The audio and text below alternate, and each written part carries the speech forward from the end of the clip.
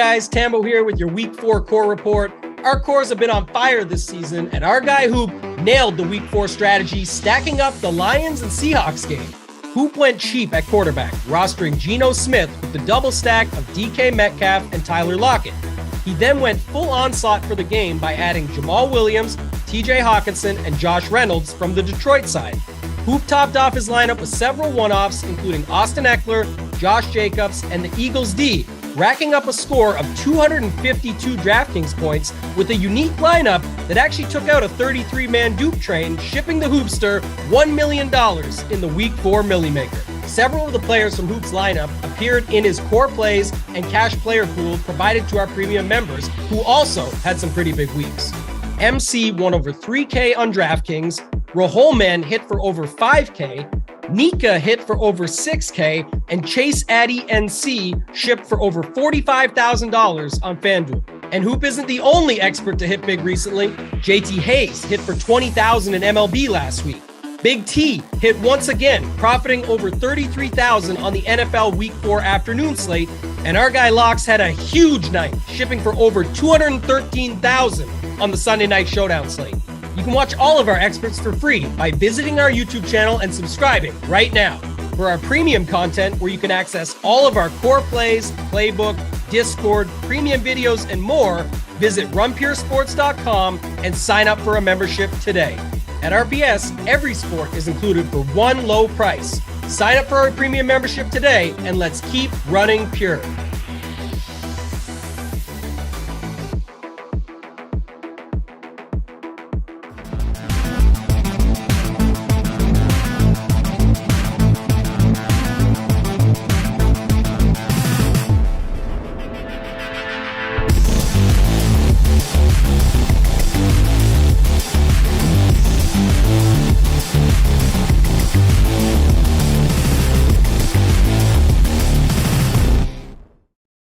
What is going on, everybody? Welcome to the Run Pure Sports MLB Swing for the Fences show. It's October, and we still got baseball going on, but we're still here bringing you the winners. So please hit that like, subscribe to the channel. Helps us out a ton over here at Run Pure Sports.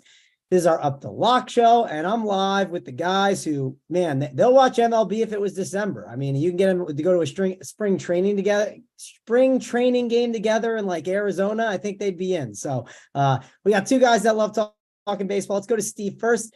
Steve, how's it going over there for you? It's good. We got 2 days left. Most everything's been tied up besides some wild card seating. But yeah, I mean, I'm excited for Friday and this weekend. You know, they changed up the format, especially the first round. You know, we've got the wild cards no longer one game, it's 3 games, all at the home, the higher seeds home field. So very different, and it's going to be over the weekend this time, which I think will be great. No more, Tuesday afternoon, noon locks when I've got to work. So I'm a fan of that.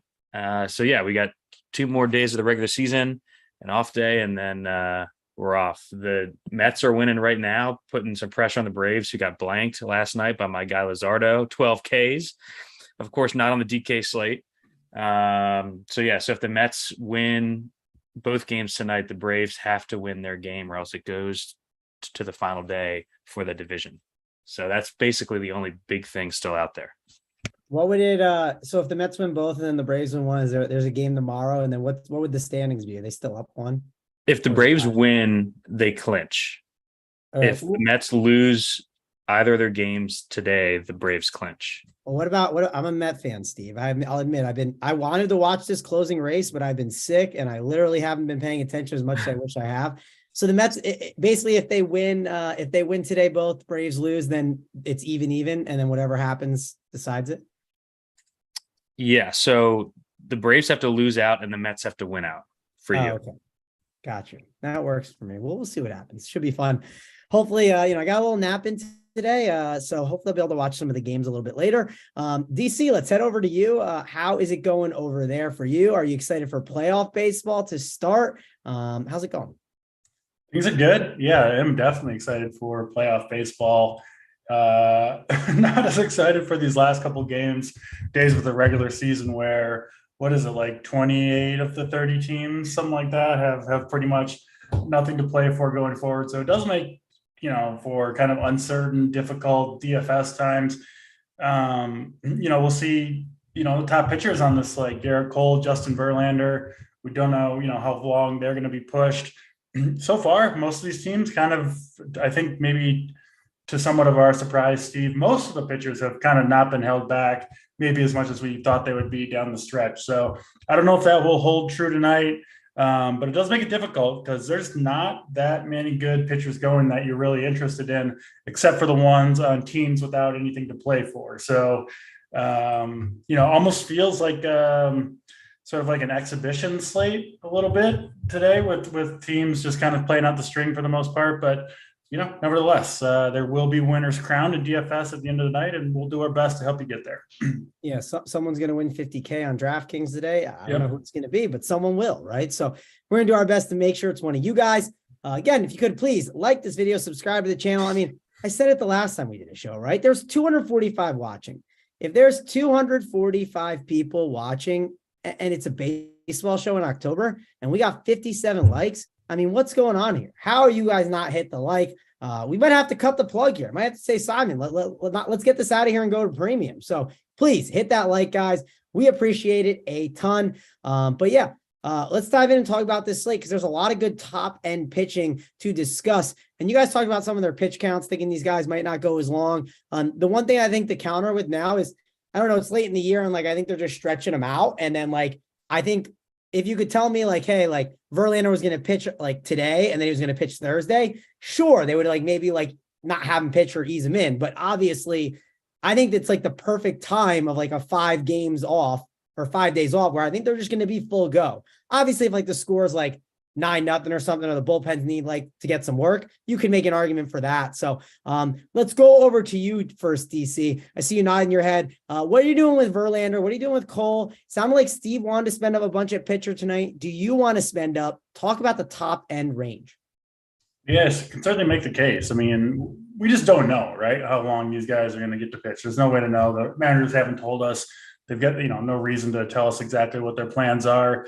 Obviously, Verlander, Cole, nothing really to pitch for outside of, Verlander trying to lock up that Cy Young award, finish the season strong, right? Get some momentum heading into the playoffs. So, pretty much all these pitchers have question marks, at least some question marks about how deep they'll pitch. So, if you want to take what looks like two of the very top arms on the slate, obviously, and Verlander and Cole, in pretty good matchups as well. Verlander at home, Cole going into Texas, which is a pretty good place to pitch. I have no problem with it. I've got interest in both those guys for sure. I do think you can say similar things about Zach Gallen and Julio Urias, who I think maybe don't have quite as much upside. Gallen, I think, is interesting. Milwaukee eliminated yesterday, I think, from playoff contention. Is that right, Steve? Yeah. I believe that's true. Yep. I don't know. That's kind of a pitcher that I'm a little bit interested in. It's got to be hard to go back out there. You're still at home. You got 2 more games to go. You're in the playoff hunt all year long. You get eliminated. You got to go back out there the very next day. And it just seems like a team that I kind of want to pick on. So I do like Zach Gallen quite a bit. He's been awesome down the stretch in the second half, especially as well. So yeah, I think it's close between those 3, Cole, Verlander, Gallen. I do have Julio Urias, who's also been fantastic for the Dodgers, a step below those 3. And then from there, I think pitching kind of falls off a cliff. So, yeah, I think those top 4 guys, I'll go ahead. I'll put Gallen number 1 tonight. Gallen, I think Verlander is 2 for me, Cole 3, and Urias 4. And then I think there's a big tier break from at least how I see it. So that's my top 4. I do have a couple cheaper guys I'm interested in, but mostly spending up a pitcher today. All right, let's head on over to Steve. Let's get the breakdown for you, man. What are you doing at the top end? It sounded like you really wanted to go up and spend here today. What's your overall thoughts here up top? Yeah, I think it's a good slate to spend up. Kind of dovetailing off what you talked about earlier with, there's 2 games left in the season. Both Cole and Verlander, so the Yankees and Houston both have the bye, so they don't have to play until next Tuesday. So both these guys get a full week after the start. They're both very likely to start game ones of their series. And I would assume that the managers want them full go going into the playoffs. Cole threw 100 pitches 92 last start. But yeah, I think Cole is good for 90 plus here, 6 innings or so. His K prop is fine. It didn't come out until late, which is why it's TBD on the playbook. But the big thing here, the Rangers have just completely folded up shop late in the year, especially against righties. On our hand in this chart, they have the highest K rate in baseball, and they're dead last in both weighted runs created plus and ISO. I think Cole can put up a really nice score here in 90 to 100 pitches. 37% K rate over the past month. He's given up more bombs than usual in the last month, probably just getting a bit unlucky with fly balls. His expected ERA is still way low. So really like him here. And then Verlander gets a Philly team that just clinched last night. They put out just an awful lineup, the worst of their season by far. I think Dusty, being an old school guy, wants Verlander between, whichever comes first, 6 innings or 90 to 100 pitches, I think, for Verlander. So I'm more comfortable in these guys than I have been in other studs coming down the stretch here, especially with the lineup and how good these two guys are, plus kind of the context of the slate. And then I agree with DC on Gallen at 9.4. I mean, you can argue that he's been the best pitcher in baseball since the All-Star break. Like DC said, gets a Brewers team that just got eliminated. I think it was in extra innings too last night. Yeah, they got an error with 2 outs of the 9th to tie it, came all the way back and then lost it in the 10th inning. So just a gut punch facing a really good pitcher. The D-backs have been dead for a while, and they've shown no inkling of slowing down Gallen's pitch counts. He's been consistently high 90s, low hundreds here. The K rate's awesome. He has a 1.27 ERA in his last dozen starts. The price is just really, really good. I haven't seen the Brewers lineup yet. So it's coming out late. I think he's in discussion for SP1 DC if you like the cheaper guys. But I do like all 3 up top a lot, and I'm going to try to live up here as much as I can. All right. Yeah. I mean, up top definitely seems like it's pretty good. Do we know if Texas, do they got the roof open there or no? Do we know that one? Because I know sometimes that can affect things. I doubt it because I think it's baked into the line or it's not. Is that correct? It was closed in the early game today. I'll check while DC's talking. All right, cool. Yeah, I'm just curious because I was hoping Arizona would open the roof at some point, but I don't know. They haven't done that either. So that's how sometimes things can shift later in the year. DC, let's talk about some of these cheaper options. I mean, we talked a little before pre-show about Giolito and how he is a guy that people just always decide to play because he always has that interesting K prop and good projection. I don't know if you talked much about Gallen, but he should be in the conversation today at 9.4K. Obviously think he's a good option. You got Taijuan Walker pitching in like a must-win game, right? Against Washington. I know sometimes people like him. I know you're a big Michael Lorenzen guy. You got him going up against Oakland, but Oakland, they throw out a bunch of lefties, so that could cause some problems. And then Sean Manaea, the guy that you and I met, and I don't know if you broke him. I don't know if I broke him or what happened, but yeah, it hasn't been good for him, and he's 6.5K, and it feels really cheap, and it's a good matchup against the Giants. So, DC, talk about some of these cheaper options. Yeah, I don't know. Sean Manaea seemed like he might have been kind of checked out when we saw him a couple months ago. It's been a sputter to the finish for Mr. Manaea. I don't see him surging back to life here in his last game. I actually like some of those San Francisco right-handed power bats against him. Yeah, cheap pitchers. There's really just 2 guys down here that I'm considering. One is Michael Lorenzen. I was on him in that last start. Also against Oakland, performed really well. 5 innings, 8 strikeouts, no earned runs, 27.7 DraftKings points for him in that one. Not expecting that big of a performance. And I know the A's do have a few lefties in that lineup, but it's still a really, really bad lineup overall. And same as I mentioned, 5 or 6 days ago, whenever it was that he pitched, the Angels nothing to play for, but Lorenzen playing for something for sure. Just trying to finish the season strong. He's been banged up with injuries for a lot of the year, but has actually had a pretty good year. I think this is his first year as kind of like a full-time starter. He's been out of the bullpen and doing both, some hitting as well. But yeah, he looked good, and 6,800 for him seems like a pretty good price tag. The other guy I'll throw in there is Twins starter Josh Winder.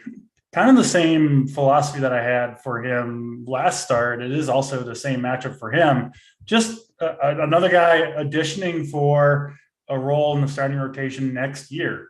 Again, Twins nothing to play for. Winder, this start means a lot to him, I'm sure. He wants to finish strong. This White Sox team, thankfully, no Tony La Russa next year for them, but they've really, really sputtered to the finish. I do think Winder, they're going to let him go probably 90 to 100 pitches. And, he was okay in that last start, but it really could have gone better for him. 6-0 strikeout to walk ratio, which is, what you want to see, of course. And yeah, I think he'll pitch solidly for 6,100. So yeah, I do think the guys up top are probably the best way to go, the studs. But if you need savings, these guys are much, much cheaper. Lorenzen and Winder, the two that I'm looking at, you compare them with the studs. You could even play them together if you want to load up on bats tonight. I don't think that's the craziest idea, given that we're not certain about the pitch counts for any of the expensive guys either. So a few different ways to go, but those are, my 6 pitchers, the 4 studs up top: Gallen, Verlander, Cole, and Urias. And then the 2 cheap guys I'm going to look at are Lorenzen and Josh Winder. All right, Steve, give the cheap pitchers. Who do you got? And then we'll dive into some of the hitters. Yeah, I'll give one more. A guy that I've played just a ton this year. He's in a game with a little bit of weather up in Boston. Jeffrey Springs is sitting just above Lorenzen at 7.4. He's been so good, so underrated. He's underowned every slate because he doesn't have the 30% strikeout rate. I think that this game is going to play. They're going to play in light rain with like a 15 to 20 mile an hour wind blowing in at Fenway. It's his tune-up spot before the postseason. He's their number 1 starter. So full rest for him is game 3 of the ALDS. So I think he's perfectly fine. Pitch count wise, he's been, 85-ish his last couple starts. The Rays still have seeding to play for here. So motivation isn't really in question for me here. We have to monitor the rain up until lock, but I think they're going to be fine. Looks like it's going to be fine weather-wise there. Yeah. And then, and Boston, they're a tougher lineup power-wise, but they do strike out a lot. Top 5 strikeout rate against lefties in the split. And Springs just been good. I think he's more talented than a 7.4 pitcher. The K prop is good. And I don't think people click him against Boston tonight. He's got a 1.7 ERA over the past month. He doesn't walk anyone, which helps for a guy that is never really going to push 100 pitches. So yeah, I like Springs there, and I do have some Lorenzen in my pool as well for the same reasons that DC said, but really want to be in those top 3 if I can. All right, that's pitcher. Let's dive into the bats. So we got a lot of games to talk about. We might go through them, somewhat quickly, but we'll have to see how it all shakes out. Let's go over to the first game up, and we can't talk about that game because Baltimore and the Blue Jays, that's off the slate. Steve, that's confirmed off correct, and I assume they're going to play a doubleheader tomorrow, right? Yep. So they're going to play a doubleheader tomorrow, probably depending on the results tonight, because I think if Seattle wins, Toronto's locked into their spot. So. All right, cool. Yeah, I thought that was an interesting point because obviously they might need more games tomorrow to play, obviously. And it's a Wednesday. Might have some day games. I haven't looked at the schedule, but should be interesting. Rays and Red Sox. We'll go to that next. DC, let's go to you just because I think you talked about liking some Red Sox possibly today. You got Jeffrey Springs, you got Evaldi, and you got some bad weather. And of course, they'll stay away from bad weather. But if you think maybe it goes, and listen, we don't have someone that's, our weatherman for sure here. But if we had to pick, right, DC, I think you're our guy. Like it's not in your job title, but you think the weather's not going to be that bad in Boston where they're going to get the game in. So what's your thoughts here on this game? Yeah, not raining there now. And doesn't look like there's going to be any really significant rain. Obviously, we got to get this game in at some point. So I'll be really surprised if this game doesn't play. I'm kind of operating under that assumption. That said, I do agree. I think Springs probably should be in my pool as kind of the seventh guy in there at that price point. I'm not going to play Red Sox hitters against him. If I did, I would probably actually go to the lefties, maybe a Rafael Devers as a one-off or something like that. Spring's not as good against same-handed batters, but like we said, we do expect this game to play, but it's not going to play like a hitter's park with that wind howling in. It's cold, and this Boston Fenway is going to play much different than it typically does. So I don't love the bats here. Two pretty good pitchers, Eovaldi going for the Red Sox. Again, if you wanted to pick off a one-off, Jonathan Aranda's 2,200, second, third base eligible, something like that. But not going crazy with this game, expecting a low-scoring game in Boston. And, it would be the pitchers I'd be more likely to play here. All right, Steve, how about you? Any interest in this game? One you got an exposure to or no? Yeah, same here. It's probably the worst weather game on the slate. Even though we do think it plays, I'm on Springs. So yeah, I mean, for me, it would be a one-off on the Tampa side, like DC said. Aranda 2-2 in the 5-hole. I think is my only player in my pool here. I've got Vidal Brujan, who's second in outfield eligible as well. So yeah, it would be a one-off for like a two-man on Tampa, and that's it. All right, next game up, we got the Brew Crew and the Diamondbacks, and I thought the Diamondbacks could be an interesting play, but they're going against Lauer, so it's not as easy of a matchup. It's a low total, 6.5 total. It is this. If you were going to play 6.5 total, DC, it would probably be maybe October 1st or 2nd, right? Definitely the time that you could do it. It's not even that. I think it's October 4th at this point. It just keeps flying with the way NFL is. So, but DC, what are you doing here with Arizona and the Brewers? You're only off by 2 or 3 days, man. Going, we'll give you a pass. You know what month it was, just not. You just been asleep for like a week straight. Yeah. I mean, I have just been at this house, and listen, I don't get out much where I'm at, so I've just been. It feels like I'm in COVID, basically. I will say the NFL weekends, the college football NFL weekends, they fly by where you just kind of. It doesn't matter like what date it is. It just matters that it's Saturday, Sunday, and then all of a sudden it's like October 4th. So I get it. I get where you're coming from. And I do agree with you. I think, I'm not going to play any Brewers bats against Zach Gallen, who I do really like at pitcher, but I wouldn't hate playing some Diamondbacks against Lauer. Again, Milwaukee just eliminated last night. Seems like a team I want to pick on. I like the Diamondbacks to win this game in general. And there's some cheaper bats there. Christian Walker, my favorite of the bunch. He's had a huge season, still packing the power, and Lauer does give up home runs to right-handed bats. Carson Kelly looks fine to me as well. You can play Stone Garrett up near the top of the lineup. So there are some hitters to go to here. I do still think, though, even 2 days left in the season, we probably will see pinch hitting for the Diamondbacks guys. So just got to be a little bit careful with that. You can certainly just write this game off for bats if you want to. The right-handed power, though, for the D-backs is where I would look if you're trying to get hitters from this game. Yeah, I'm considering the Diamondbacks a little, but it's tough. I think you can make a case for some of these guys. Like Luplow obviously at the top. We know what he can do against the lefty. Christian Walker at 4K. Interesting. Let's go over to you, Steve. Any interest in this one, or you move on to the next one? Yeah, kind of same thing. I'm definitely on Gallen. I think he's arguably the best play on the slate of pitcher. And I have the same concerns with Diamondbacks bats. I mean, the ones that you really want are at the top of the order, the righties, because Lauer gives up a lot more power to right-handers, but those are the pinch hit guys.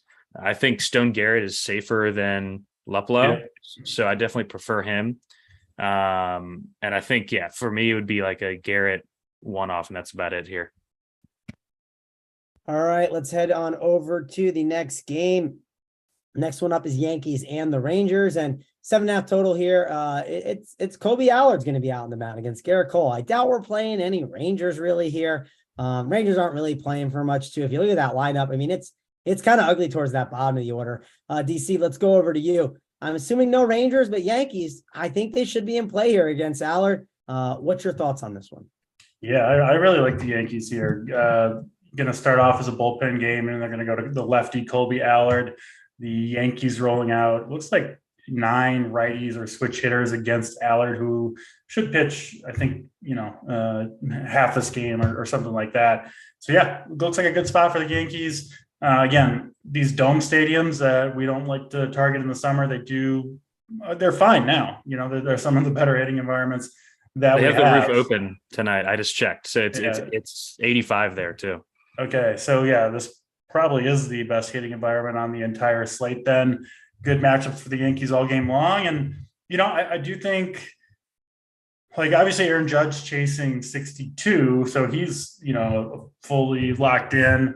And I think when you've got a teammate going for it like that, you've got your ace on the mound and Garrett Cole, you would think that everyone else will follow suit, right? And try to lock it in. And I mean, this is a team with a lot of question marks. The Yankees are heading into the playoffs. These are guys, fighting for lineup spots for the most part up and down this lineup. So this is a lineup that I do trust to be locked in. The matchup is good. And then they're up against a team who seems to be mailing it in a little bit, right? A worse lineup than usual, kind of just rolling out just the shit pitchers that they have left. I think the Yankees make a lot of sense here. Can see them doing some damage. I think Judge gets number 62 tonight and leads these Yankees to a big win heading into the playoffs. So yeah, love the Yankees. Not gonna go too many Rangers. If you wanted to play Nate Lowe, even a min price Cole Calhoun, try to get that lefty home run off of Garrett Cole. I don't think that's crazy tonight, but those would just be one-offs, kind of deep GPP shots. Steve, how about you? Yankees, you win. I kind of like them a lot. It's kind of the team when I started looking at everything, I said, I think that's the one I'm going to key in on a little bit for sure. So it looks like it's going to be Yankees for me tonight. How about you, Steve? Yeah, I think you can make the argument that the Yankees are the best stack on the slate. We just got the lineup right before the show went live, and I kind of like it. Rizzo in there. We got Cabrera, who's been hot, hitting third for 3,400. The way the lineup is set up makes it easy to get Judge in when you're full stacking it, right? There's cheap guys towards the back. You got Bader with speed upside. Peraza's cheap at shortstop. So they're going to open with Tinoco and then a bullpen game. The Rangers bullpen has just been god awful for months now.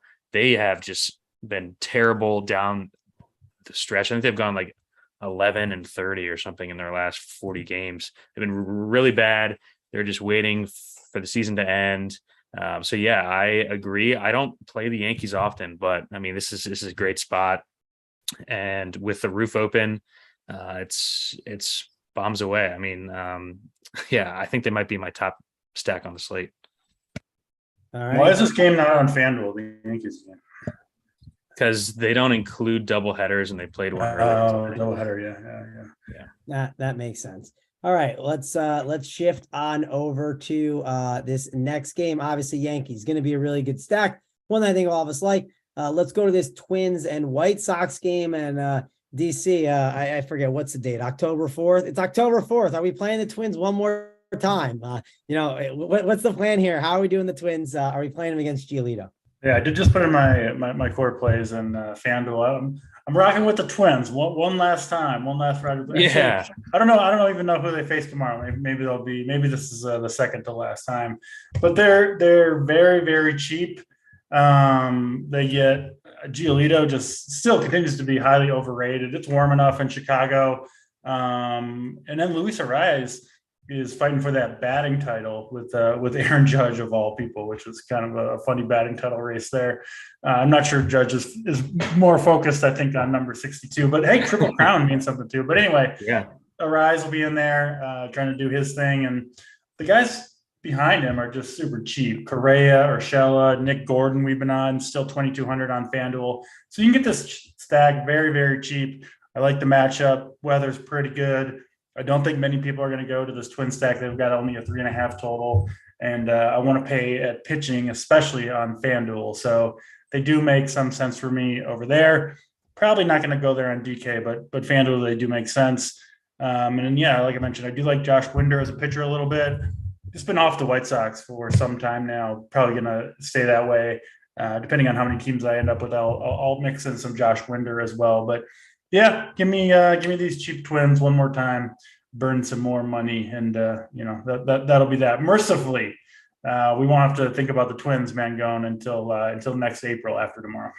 Yeah, I mean, hopefully. I mean, you never know, DC. I don't know. You might recommend some kind of twin stack in December to me. You love that team somehow. You'll find some slate to play, maybe the preseason MLB in February or whenever that starts up. But let's go over to you, Steve. Let's talk about the Twins. One last ride. What's the plan with the Twins today? Yeah, I think for me, it's not so much the Twins, it's the prices and who they're up against, right? I think Giolito is going to be owned like he has been. I put in the playbook, 30 some starts this year. He's 25% plus on every start with a 5 ERA.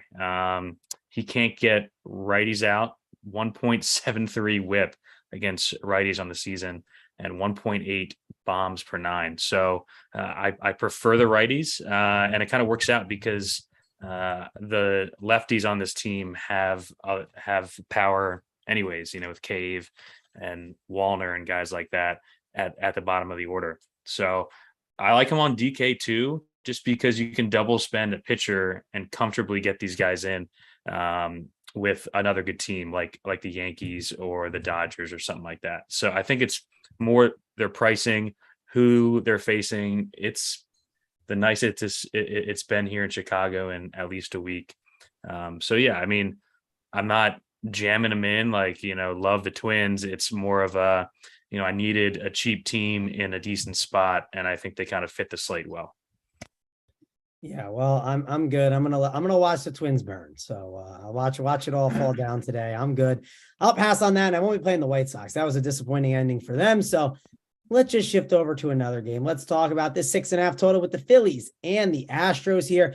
We got Verlander versus Suarez. Feels like more of a pitching duel here. DC, obviously, we're not taking guys against Verlander, and then Suarez. I know you've liked him in the past. I know this year he's been up and down. Any interest in the Astros bats against Suarez? Yeah, I like the Astros a little bit.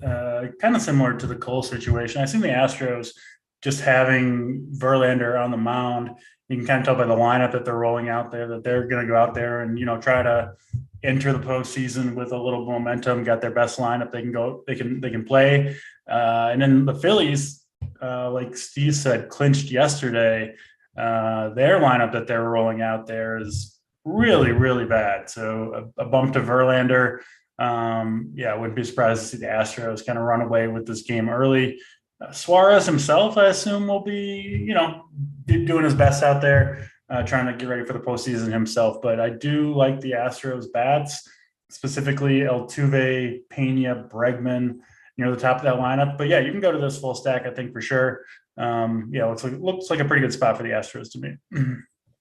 Yep, seems like a pretty good spot for the Astros at low ownership too, right? I just don't think people are going to be really on them that much because I think they're going to gravitate towards other spots. So definitely think it's a game you should be considering for sure here.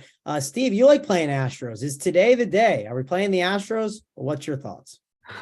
I wish they were cheaper. We got an alert right at the start of the show after the clinch that the Phillies are going to limit Suarez to around 60, 65 pitches here. So you get a little more of the pen. They don't need this game for anything. They're locked into that last wild card spot, so they can't move at all. We saw Houston kind of flail last night against Nola. My concern would be Dusty has mentioned it a couple of days ago, and I can't remember if it was last night or the night before, but he pulled all of the big bats in like the 5th inning. He said he was going to treat these last couple of games like spring training, where he's going to allow Jordan, Tucker, Tuve to get an at bat or two and then pull them. So, it would be tough for me to, spend 5,800, 5,200 on these bats for 2 at bats, and then watch them get pulled for a backup. So I'm not only bats here. I really like Verlander on the other side. So no Phillies, especially with that bad lineup. So no bats for me here. I'm pretty condensed around a couple spots for offenses. All right, let's go over to the next game. And I mean, not a game I'm dying to talk about, but let's talk about we'll do the Giants and we'll do the Padres here. I mean, Mania is the guy that's been struggling. So I don't know. We could maybe mess with some Giants, but then you got to deal with the pinch hit risk and everything. I don't know. This game just feels like a pretty solid fade to me. Maybe you can make a case like maybe a Josh Bell's a one-off, a Manny Machado. Like, I don't think it's a crazy thing to do. What's your thoughts here on this one here, Steve?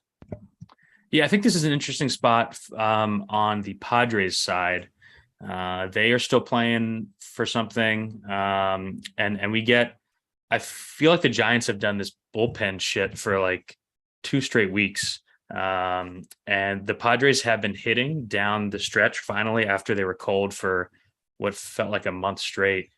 So I do like it. And the lineup is really playable here. And they're cheap. They're especially cheap on FanDuel. Outside of Machado, they are really, really playable on FanDuel. So yeah, I like the Padres to score runs here. They got to the Giants pen last night, and the Giants used like a bunch of their bullpen arms last night. So although we don't love to target pen arms or pen games that much, I think this is a decent spot for one with a motivated Padres team playing in good weather against a Giants team that just wants to go home. All right, DC, do you want to play this game or do you want to go home? What's your thoughts on this one? It's a 7 total, not an exciting game. What's your thoughts though? I don't think I want to go home as bad as you do, Manuel, but yeah, a little bit. Why no Juan Soto in the lineup? Do you know, Steve? What did something happen with him? I don't know. I actually just saw it as well. Yeah, seems weird.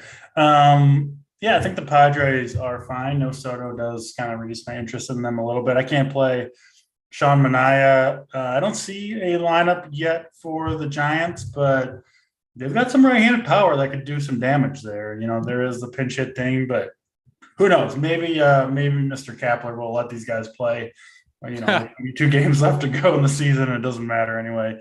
But yeah, guys like Thairo Estrada, Wilmer Flores, JD Davis, David VR, all these guys got some serious punch from the right side of the plate, which against Manaea, you know, on a slate we don't expect that much offense. It wouldn't shock me to see the Giants do a little damage against him. So I do like the Giants side of it. Estrada being my favorite. I think he's kind of the safest one from pinch hit risk. But yeah, I could see, frankly, offense on both sides of this game. A 7 total is pretty low, but I don't have faith in these pitchers. And yeah, kind of like the bats here a little bit. All right, guys, I'm gonna ask you a question, but don't answer it right away, because then I'm gonna yell at the people in the chat because they're not doing a great job of hitting that like. But we got Arise or Walker as a one-off. So think about that one real quick, and then we have 400 watching, 138 likes. When I yelled at you guys the last time, I said we're gonna bring this thing premium.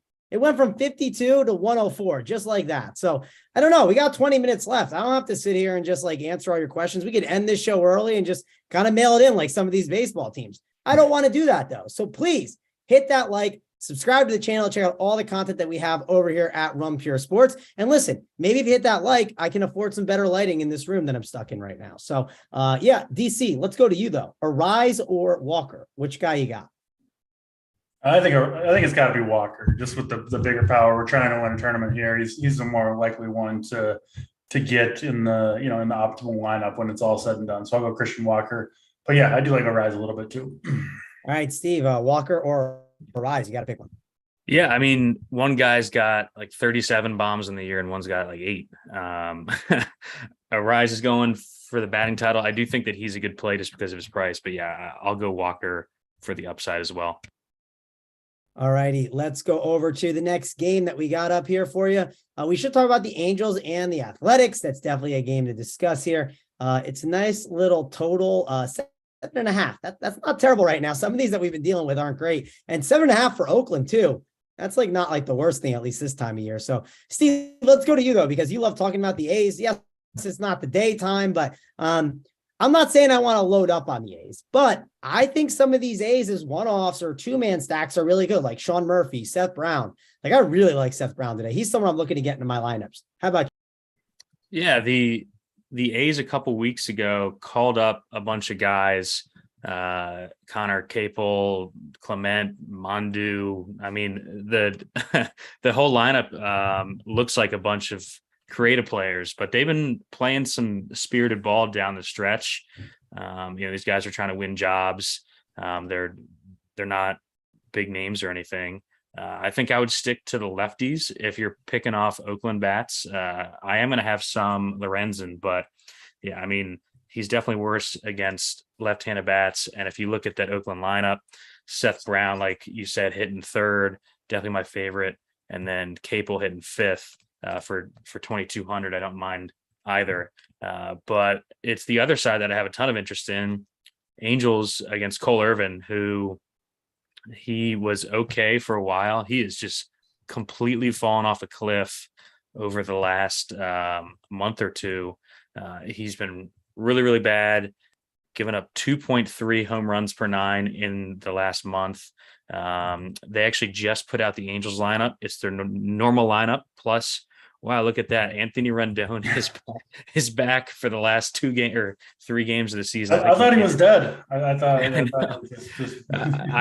had the game on for a couple minutes yesterday, and they were talking about him, and I thought they were like doing an interview with him in the dugout. You know how they do sometimes. Yeah. Like, no, he's actually coming up to bat. But so he's cheap on DraftKings, hitting fifth, I think. It's a bummer that he couldn't bump out Matt Duffy. I usually X him out, but I think this is Kurt Suzuki's last game ever. He's also getting the start. I mean, I think the Angels are in a good spot here. The Oakland pen behind Irvin is bad too. So I'm in on the Angels here. I like him. Did he did Kurt Suzuki announce his retirement and like make it like well known before the start of the year? Like, why do we know it's his last game? That was my question too, Renda. I saw it. Do we need Kurt Suzuki doesn't get like the year-long Jeter retirement tour, or he doesn't do like the victory lap, like the Coach K tour? Yeah. No, I think like their like backup beat reporter tweeted it earlier, and someone sent it to me. I was like, oh, that's okay. A long, illustrious career of Kurt Suzuki, who former Twin, by the way, probably did better than any of the Twins for us this year. So yeah, has at least one ring. He was on that Nats team, I believe, that won it in 19.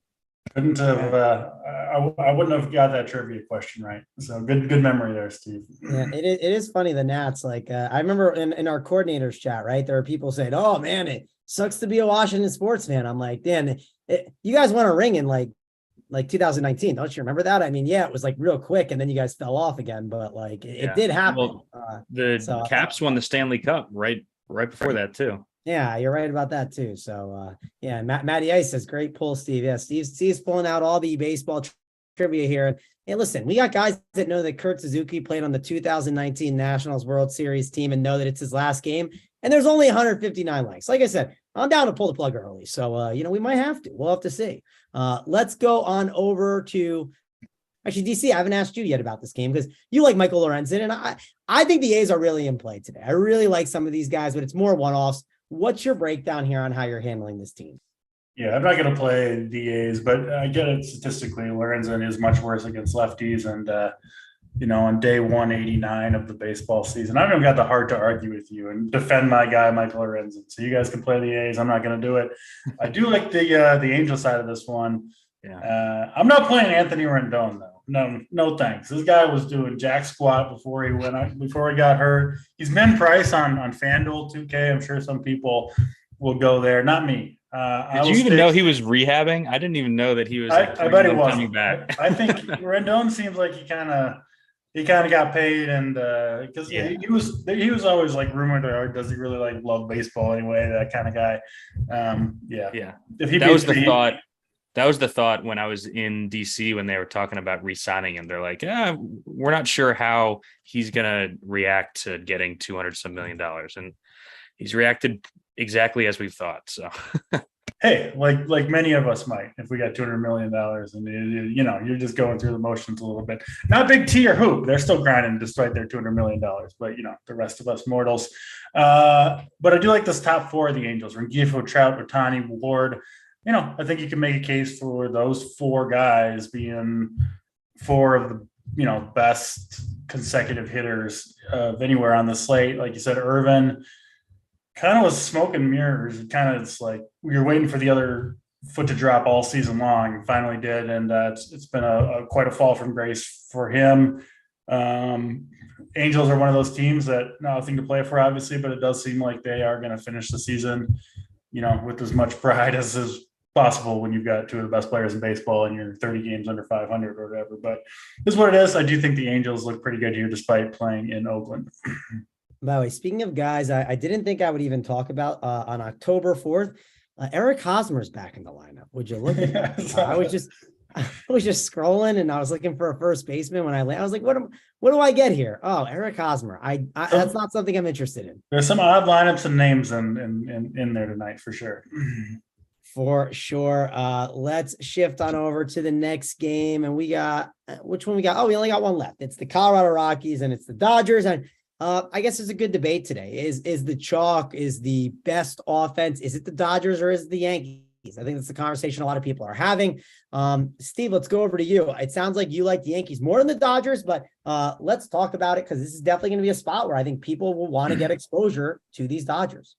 Yeah, just real quick before we go into that, we just got an alert that the Giants are going to start Alex Cobb tonight. I don't expect that he goes long. I think it's still going to be a quasi bullpen game. They're just going to start off with him. So still have the same kind of feeling on the Padres. But yeah, I think the reason that I like the Yankees more than the Dodgers is because of the price tags, right? Like I am, as much as I can, wanting to spend up for these three top pitchers. And if you look at the Yankees lineup, they're in a great spot. And outside of Judge and Stanton, everyone is like 4K or less. Whereas the Dodgers, the top four guys are all over 5K. I do like the back half of the Dodgers lineup. You'll get them a lot lower owned as usual. And I like the hitters there. Trace Thompson's had a good season. Lux, Bellinger. We get the cheap catcher in Austin Barnes starting tonight. So yeah, I mean, Ryan Feltner is awful. The Dodgers busted everyone last night. I was luckily not on them, hoping that they wouldn't hit well, and then I was going to be on them tonight. So I am playing Dodgers. They're tough to get to, especially the top of the order. But if you want to stack the top of the order and you like the cheaper pitchers that DC mentioned, like a Springs, Lorenzen, Winder, then I would go full stack. But for me, it's Yankees over Dodgers if I had to choose one. Yep, same for me. DC, how about you? Talk about Yankees versus Dodgers, and then talk about which Dodgers you're kind of interested in here in this spot. Yeah, 3 for 3 on Yankees over Dodgers tonight. Not going to any of the Rockies bats. But yeah, I think, specifically the lefties for the Dodgers rather look pretty good. That would be Freeman, Muncy, Lux, and Bellinger. And obviously, if you want to go with that full Dodgers stack, I really, I'm not going to argue against it. They do have the highest team total on the slate. That's usually a pretty decent team to stack. And because of their price tags, they will be, I think, fairly low owned. So, I do have 2 cheaper pitchers that I like a decent bit in Lorenzen and Winder, so I can fit that stack if I want to.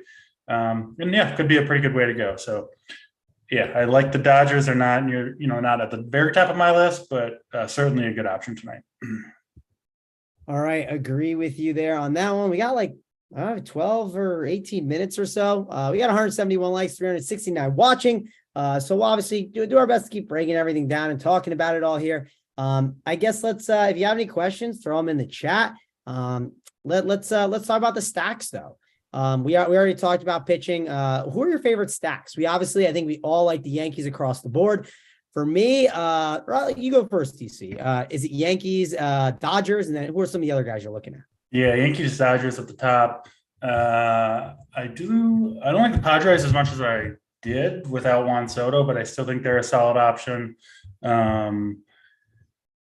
Yeah, and then I think the Twins I like quite a bit as well. So yeah, a few decent ways to go. Steve, you're talking about the Astros pulling their guys. That kind of got me off of them. There's a lot of bad weather out there.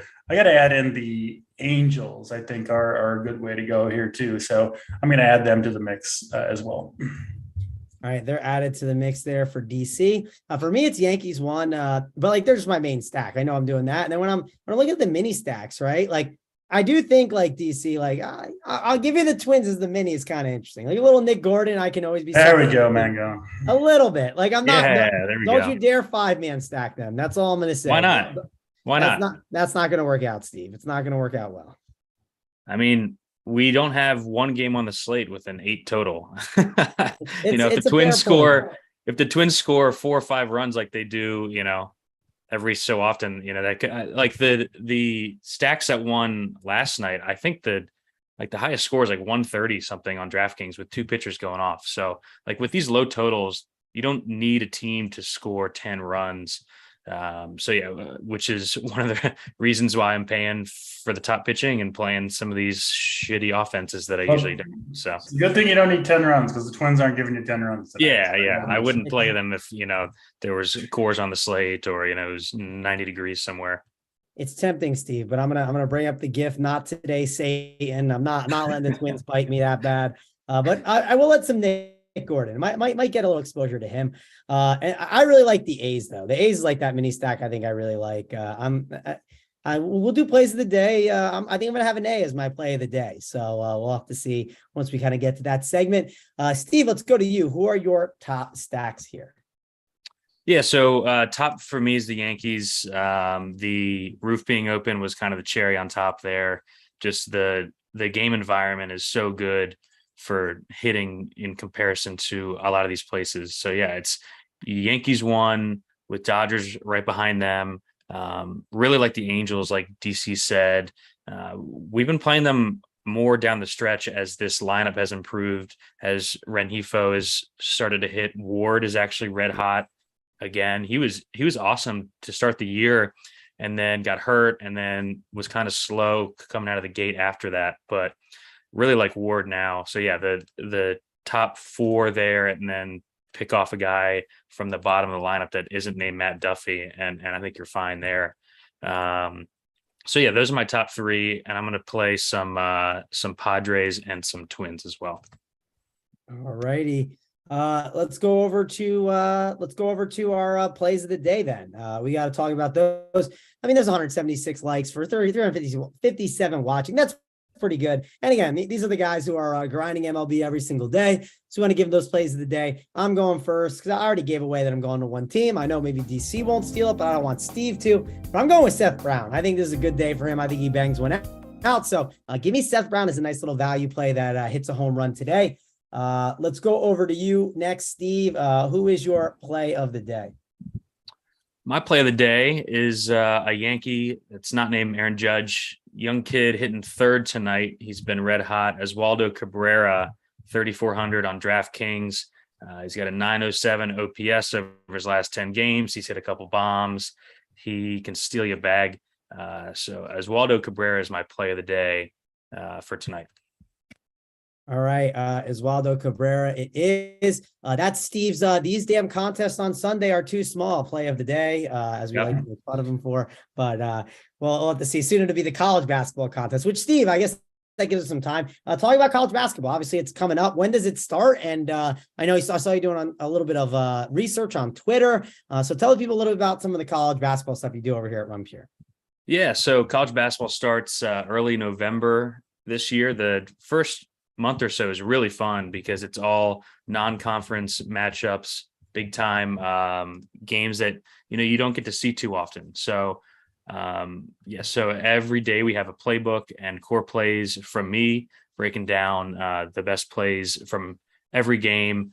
And Friday nights I do a live stream talking about the Saturday slates because they lock at noon Eastern, so it's just easier to kind of talk through it on a Friday night over a couple beers than do a playbook for a 14 game slate. So I'm pumped. The research started a couple days ago.